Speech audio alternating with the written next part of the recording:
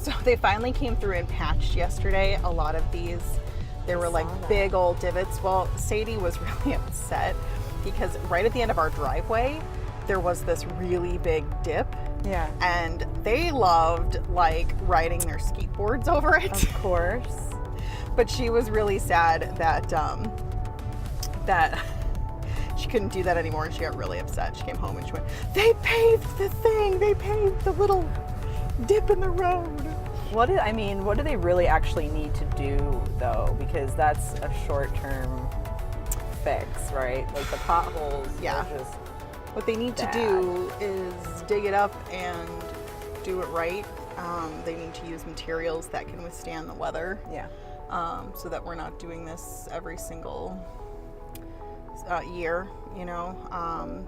We need to think about long term, how we fix these things, what kind of materials we can use. Because as fun as it is to like skateboard through potholes, it's not fun to drive your car on potholes. Right, and so, you know, it's not only just the repair when you do these kinds of things, but it's the maintenance of it too. You know, if we're only paying for patchwork, and we're constantly just kind of putting Band-Aids on it, you know, it's never gonna get any better. We have to redo it correctly. We have to use materials that can withstand the weather better. Right? We have to And fix the damn roads. Fix the damn roads, and maintain the damn roads. And so many fights over budgets and things like that. It's like we can only ever, I hate the term kick the can down the road. It's become such a political cliche, but like, you know, we can only ever agree on like the next 1 to 2 years of something. Right. And if that. and then that's what we end up having, having to start over every 1 to 2 years.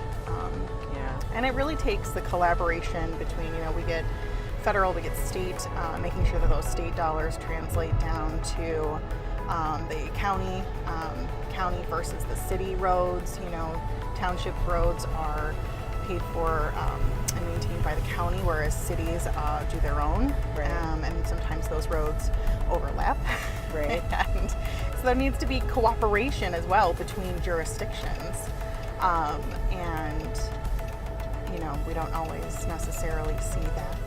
Very true. Unfortunately.